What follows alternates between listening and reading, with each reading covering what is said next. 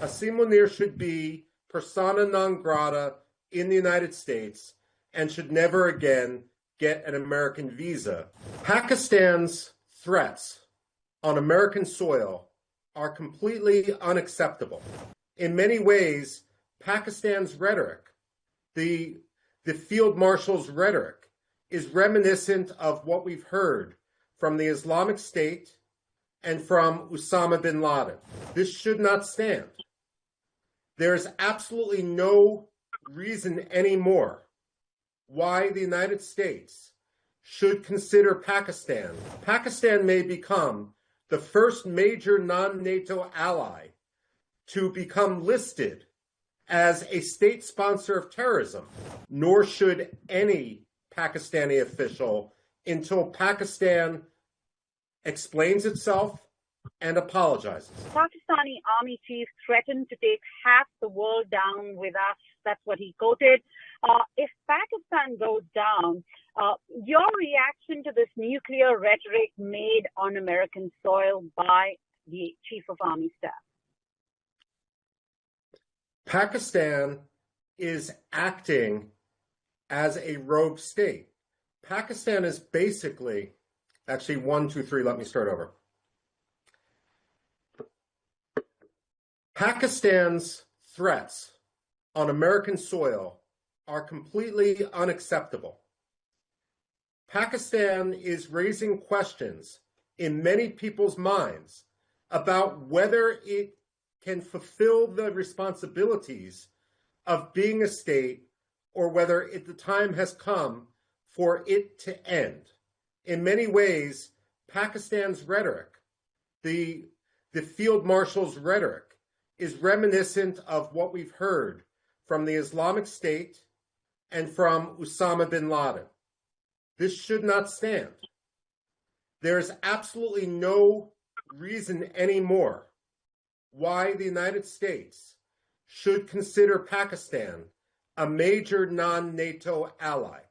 In fact, Pakistan may become the first major non-NATO ally to become listed as a state sponsor of terrorism on the same day. Pakistan should not be anymore a member of U.S. Central Command. The fact that U.S. generals did not walk out of any meeting with Asim Munir should be cause for resignation.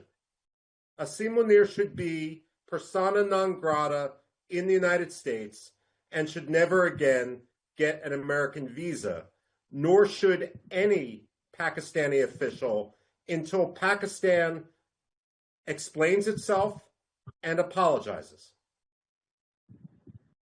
You talked about U.S. officials, and their resignations. What message does the U.S. inaction send to allies and adversaries when they provide a platform for such threats without consequences? The message which the United States is sending is that we are not a worthy ally.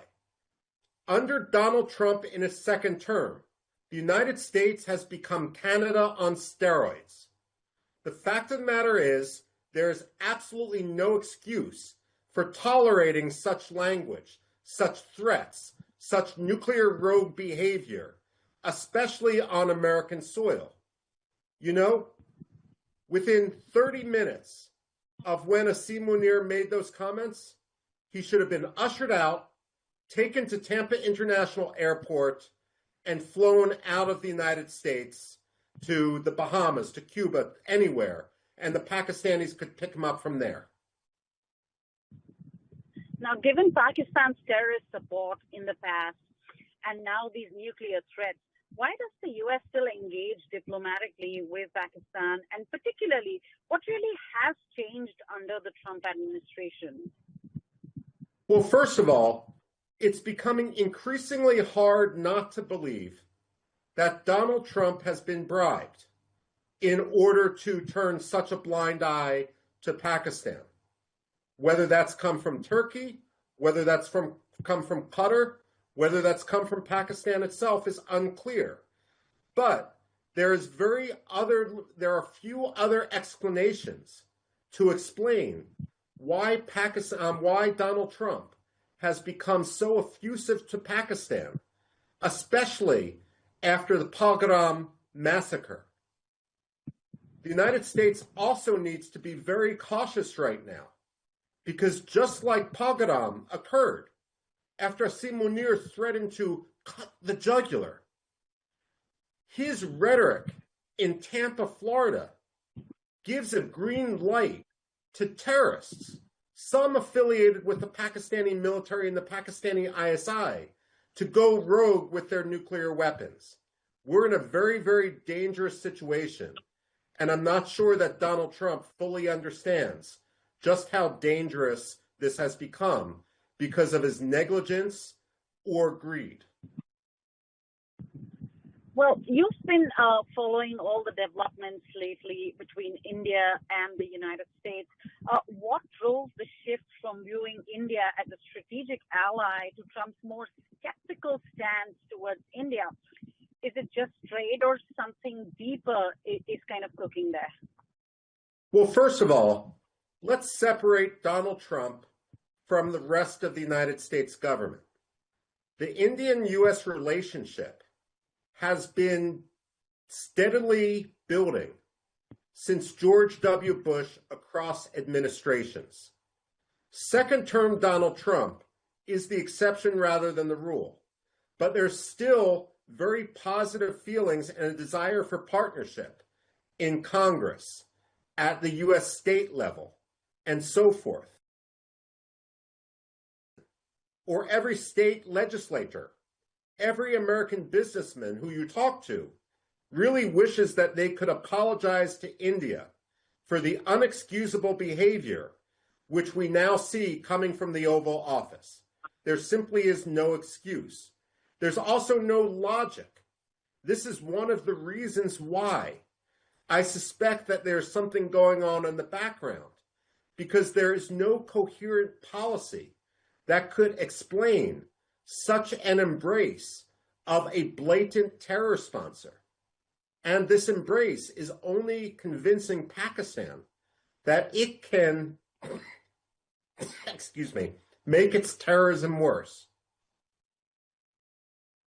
How do you see this all play out in the days ahead? Do you think if things work out between the Ukraine and Russia after this Alaska meeting between Donald Trump and Putin, the secondary sanctions that have been imposed on India, do you see that going? Do you see some trade deals happening in the days ahead? Well, first of all, the short answer is with Donald Trump, change can happen instantly. And Donald Trump, like George Orwell in 1984, is not hesitant to rewrite history and pretend that what he said just a week ago on television cameras was never said at all. I mean, Donald Trump is basically not just the commander-in-chief, he is the airbrusher-in-chief when it comes to erasing inconvenient facts and his own past record. That said, first of all, while as a policy analyst, I personally wish that India did not purchase Russian gas, the fact of the matter is Donald Trump is wrong in his targeting of India in this case. First of all, the United States purchases uranium hexafluoride from Russia and other strategic minerals from Russia. The United States often talks about Azerbaijan and Azerbaijani gas as optimal because it bypasses both Iran and Russia. But if you actually look at Azerbaijan, much of the gas that goes through their pipelines is Russian or Iranian, and the Americans are purchasing it. So someone needs to tell Donald Trump that he's being a hypocrite here, and India is right to stand up for its rights and not to cower. In fact, I do believe that Donald Trump, once he is gone, that U.S.-India relations will improve. But the fact that we are suffering the stress test right now, with Donald Trump being gratuitously insulting to India, and the fact that Prime Minister Modi is standing up for India's rights, is going to be the episode that historians remember, where the United States truly learned that you cannot kick India around. Donald Trump in this case is wrong, and the United States will work through that. As Winston Churchill used to say, the Americans always do the right thing. They just try everything else first. And this is one example of that.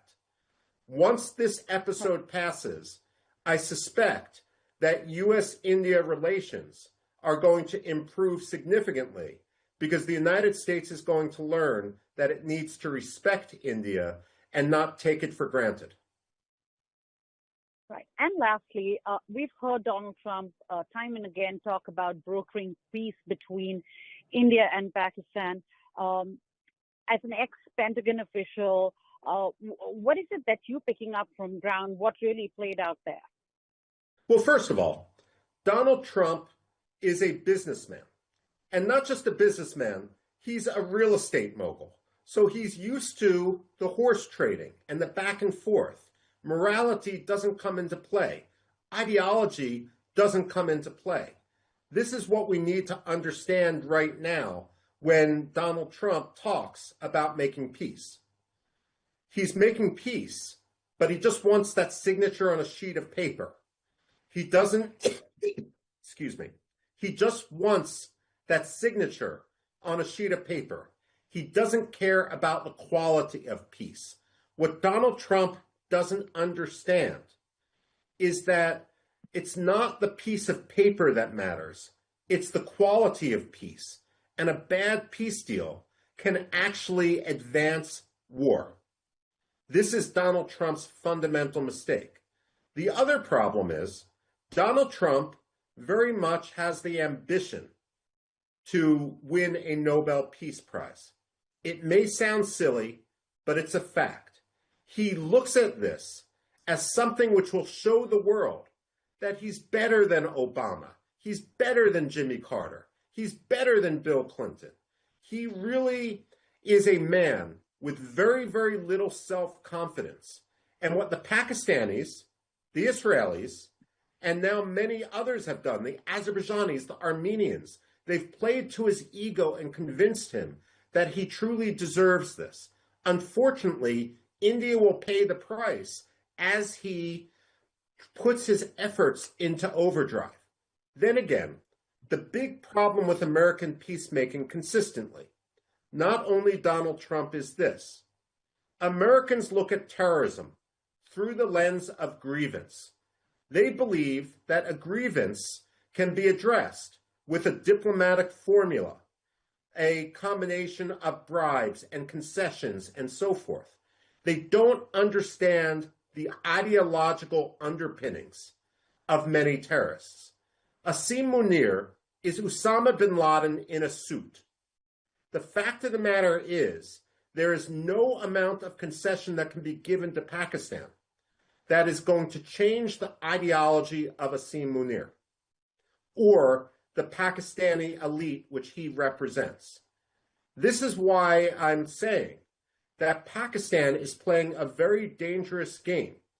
And while it may sound radical, the fact that Pakistan is now threatening half the world with nuclear weapons, it's threatening to blow up Indian dams and so forth, is an indication that Pakistan has lost its right to be a legitimate state on the international stage.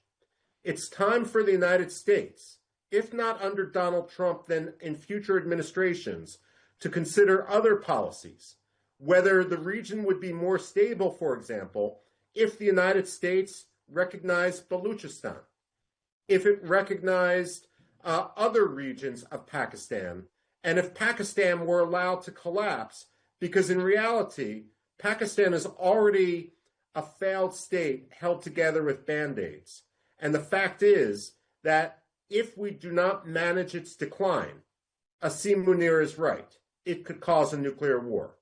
What the lesson we should draw from Asim Munir's comments in Tampa, Florida, is that Pakistan is teetering, Pakistan is failing, and it needs to have international intervention for a managed decline.